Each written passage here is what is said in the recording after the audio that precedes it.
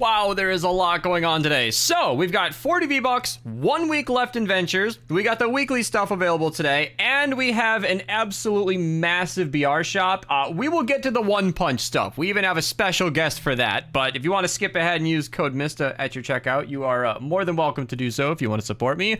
We'll get to there in a bit. If you only care about that, timestamps are down below, but I do primarily cover Save the World, so let's get into it. 40 V-Bucks are available in the 76 zone. This is an easy enough mission to queue if you want to run that while the rest of the video plays on. They will be extra tickets only if you are not a founder. There is indeed 1 week left in Ventures. So the last week of the season, for some reason, Hit the Road has nothing special. If you still haven't picked up Fossil Southie or anything from this event, you should definitely watch my video. I did this one. 1 week left. It is now actually 1 week left. I posted it a few days ago, but this does go through every single hero and weapon from the event that you can still get before it is gone. I highly recommend watching that if you don't want to miss anything. We have the Stink Bow available today. It is fun.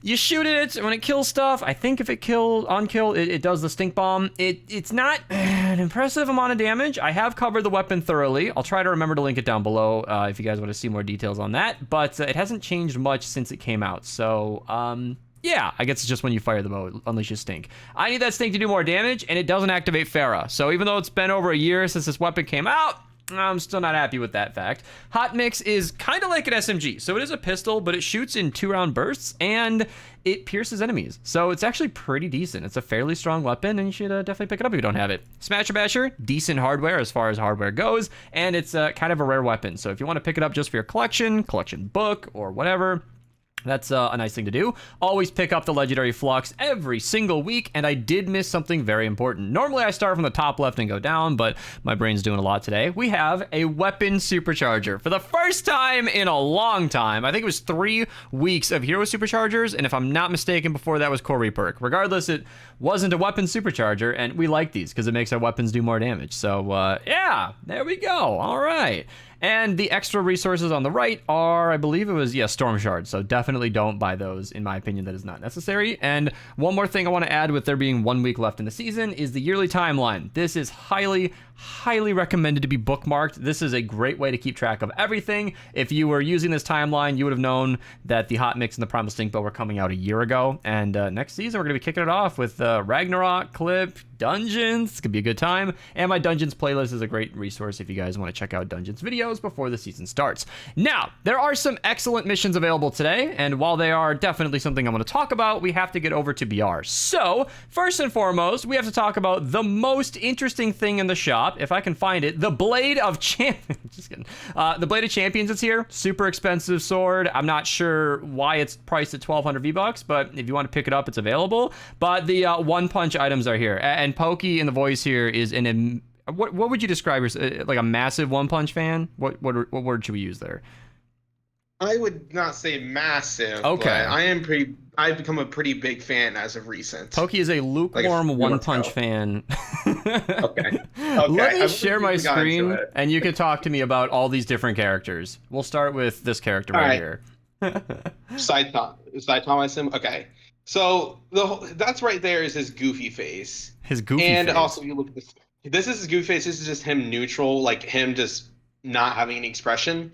I don't know why he glitches like that. I'm sure actual more hardcore fans might know, or maybe he looks like a hologram. He does. Actually, Saitama was the first anime character. Well, this one is the first time we've actually gotten Lego anime characters. That's never been done before. Okay. But yeah, this whole gimmick is he beats everything one punch, and he hates that because he wants to have fun. But if you just do it all in one punch, it's not fun anymore. That's his Of course. This is my favorite. I love this. So his whole routine is 100 push-ups, 100 sit-ups, 100 squats, and a 10-kilometer run every single day. Train like hell till your hair falls out. That was your reference earlier when I was at the Glaciers playing Minecraft. Oh, by the way, I'm streaming Minecraft. Twitch link down below. We're going to be getting right back to that, building an iron farm after daily. All right. So who do we got here? So this is just inspired. A lot of the stuff is just inspired. This isn't actually in the show. Genos right here. He is a teenage cyborg who is Saitama's apprentice, essentially. Okay. He hardcore just glazes Saitama the whole entire series, pretty much. That's the Genesis core, so it's like pretty much his heart he has on the inside. I think he just opened up and blast people with it. Again, this is just inspired by him. This isn't from the show. Same with the Skeleton Egg Mike. It's just based off the character. We get on here, grocery bag. I love this. So on top of the fact that Thomas is just a normal person, he does it for fun. He quite literally is he just does normal things. One time he thought he was going to miss out on a bargain day discount, so he got pissed and just started going ham on the villain. And after he goes, "Oh wait, I didn't miss it. Let's go." Cindy Churro. This thing was insane. This thing's unkillable. It molded multiple times in the anime, like has multiple shells, and then literally all it did, Satan showed up one punch and he got pissed off because he beat him in one punch again. And even if you look above the teeth, you can see a little a little face actually. You know, that's actually what I heard about this show. Like, they took a character who's so overpowered that they made that the theme, and instead of him being stronger and stronger in like every show ever, they went a different route where he's a normal guy as a superhero. Yeah, he just likes doing it for fun, and he hates that he beats everyone in one punch because there's no satisfaction. Terrible Tornado, she is probably one of the better characters. I'm surprised they actually put her in. But yeah, essentially she's just a girl with telekinetic powers, one of the top heroes in the show. This is just an emote emphasizing her powers, of course. She has a big brain. Now the plushie is pretty funny. So what they do, they size her down to look like that in the show for comedic effect. And I didn't know if they were actually going to put it in. That's how they're going to show her. That's how they reference it. They make her tiny and like that. And then we got all the different car themes here. Yeah, just car decals, essentially. Pretty cool. I don't like, though, that all that stuff down there is not with the bundle, though. Oh, it's not. Yeah, the car stuff's usually separate. Yeah, unfortunately. I love the OK emote. This one's going to be very popular, I'm sure. Yeah, that's probably one of the most memeable things ever. Mm-hmm.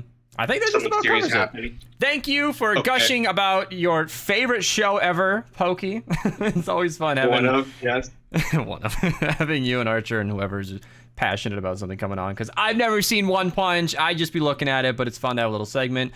I think that's it for BR. I'm gonna close my stream, but you can hang out in voice if you want. If anybody is using my code to support me, feel free to ping me in Discord. I really appreciate it. The Advanced CG discount is gone, but Cook Unity is still around for another week or so. If you guys want to get 50% off your meals, you can use my link down below, and free cookies with every order. I tried it out and it is delicious. So thank you all. I really appreciate it.